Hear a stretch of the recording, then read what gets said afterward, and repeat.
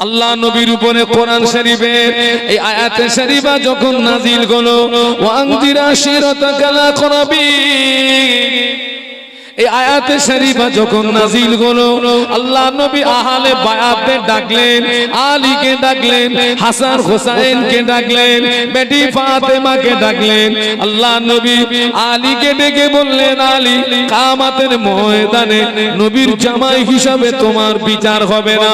ও হাসান হোসেন, কিয়ামতের ময়দানে নবীর নাতি হিসাবে তোমাদের বিচার হবে না। ও মা ফাতেমা, কিয়ামতের ময়দানে নবীর মেয়ে হিসেবে বিচার হবে না। আল্লাহ নবী যে আলীকে এমন হুঁশিয়ারি বাণী বললেন, ওই আলী সম্পর্কে আল্লাহ নবী বলেছিলেন, আনা মাদিনাতুল ইলম ওয়া আলীহুম বাবুহা।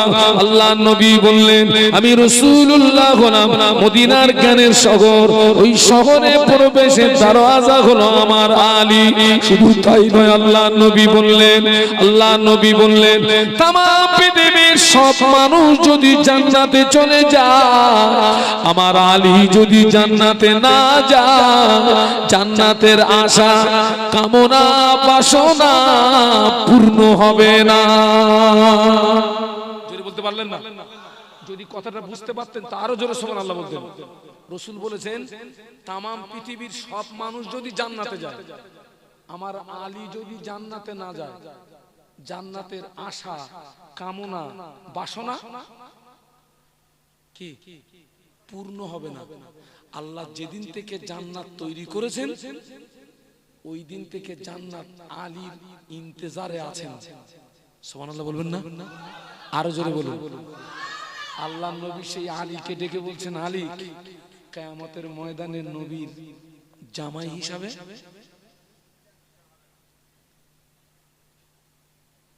অনেক ক্ষেত্রে দেখা যায় হুজুরদের স্ত্রীর কিন্তু একটা জ্ঞান থাকে, বলে আমি হুজুরের স্ত্রী।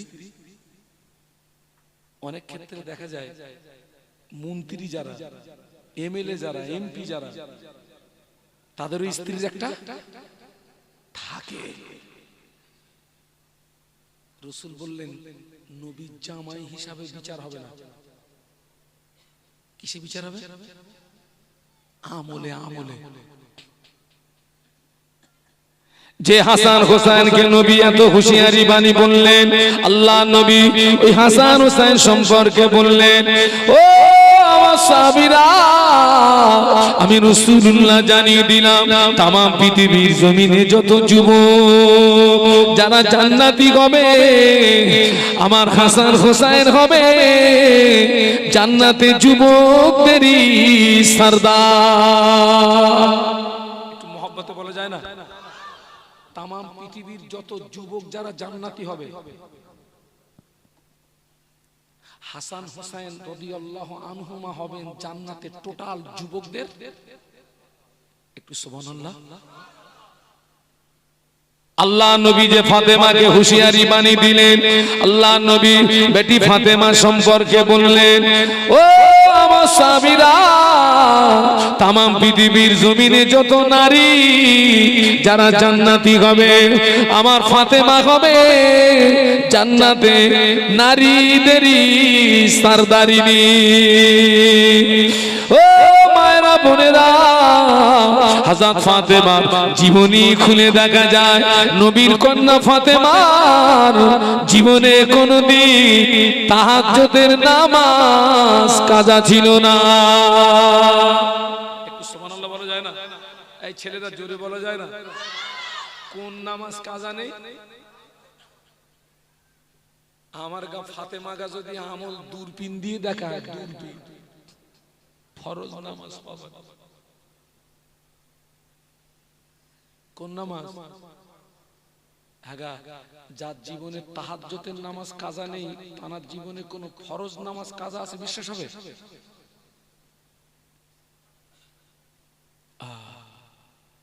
ফাতেমা রাদিয়াল্লাহু আনহা একদিন স্বামী আলীকে ডাকলেন, প্রাণের স্বামী আমি ফাতেমা আপনার কাছে আমার জীবনের দুটি বিদায়ী দাবি রাখবো, আখেরি দাবি রাখবো, আর জীবনে কোনোদিন কোনো দাবি রাখবো না। কি দাবি?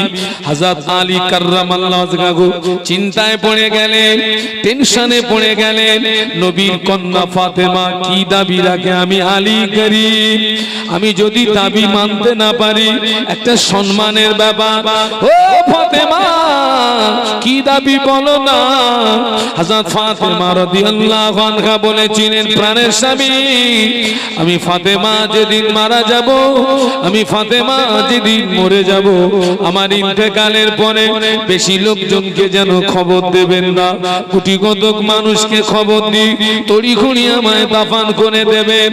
দ্বিতীয় নাম্বার দাবি হলো, আমি ফাতেমা যদি রাতে মারা যাই, সকাল যেন না হয়, রাতারাতি আমায় দাফন করে দেবেন। কেন না নবীর কন্যা ফাতেমা লম্বা না পেটে, মোটা না পাতলা, সাদা না কালো, পৃথিবীর কোন পরপুরুষ নবীর কন্যা ফাতেমার চেহারা দেখতে পায় নাই।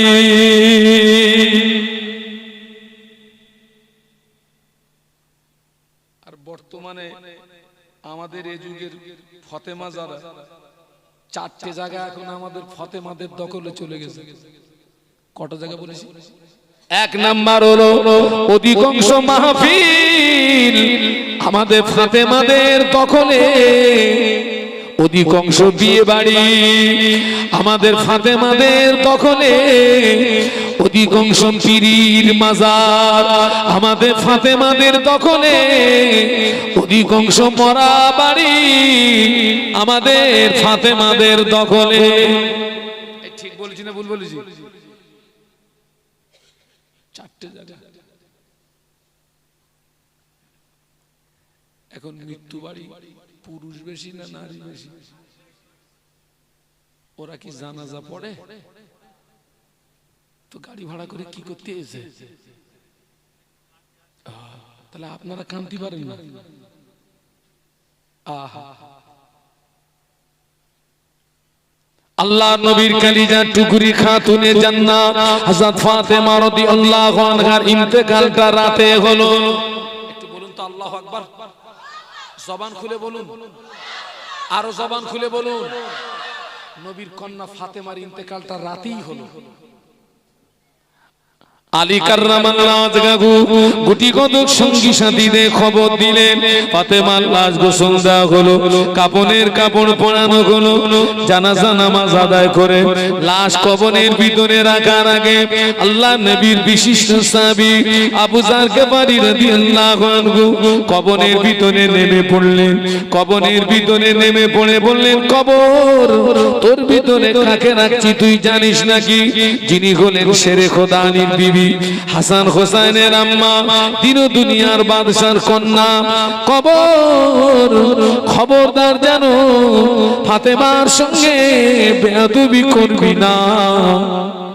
আবু যার গিফারী হুজুরের কথা শেষ না হতে হতে কবরের ভিতর থেকে আওয়াজ আসে, আয় আবু যার, কে শেরে খোদা আলীর বিবি, কে হাসান হোসেনের আম্মা, কে দিন দুনিয়ার বাদশার কন্যা ফাতেমা?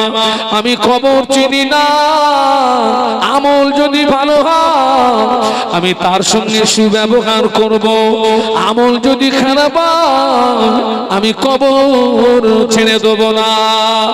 ও যুবকেরা, জোয়ানেরা, মা বোনেরা, নবীর কন্যা ফাতেমা যিনি নারীদের সরদারিনী হবে, ওই ফাতেমার ব্যাপারে যদি কবরের যুক্তি আসে, বাবা আমি এখনো দাঁড়িয়ে পেশাব বন্ধ করতে পারলাম না, পেশাব করে পানি নিলাম না, সারা বছরে দুদিনের বেশি নামাজ পড়ি না, কবর কি আমায় ছেড়ে দেবে নাকি? ছাড়বে বাপ? ফিরে এসো, এখনো সময় আছে। তওবার দরজা এখনো কতক্ষণ বন্ধ বাবা? কতক্ষণ? सांस जब तक जारी है तौबा की दरवाजा तब तक जारी है, सांस बंद हो जाएगा तौबा की दरवाजा भी बंद हो जाएगा। इस सांस का कोई गारंटी नहीं है, নিঃশ্বাস যতক্ষণ জারি, নিঃশ্বাস জারি যতক্ষণ, তওবার দরজা খোলা ততক্ষণ। নিঃশ্বাসের কোনো গ্যারান্টি নেই। ফিরে এসো। আমি কি আপনাদের উপকার করছি না ক্ষতি করছি? উপকার করছি। ফিরে এসো বাবা। মায়েরা, আমি এই এলাকার মায়েদের খবর জানিনি, তবে আমার দৃষ্টিতে অধিকাংশ মায়েরা নামাজ পড়ে না। অধিকাংশ মায়েরা নামাজ পড়ে না।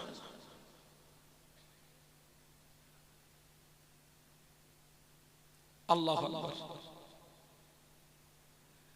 আপনি নামাজ থেকে দূরে মানে রবের সঙ্গে আপনার কোনো সম্পর্ক নেই, কোনো সম্পর্ক নেই, কোনো সম্পর্ক নেই।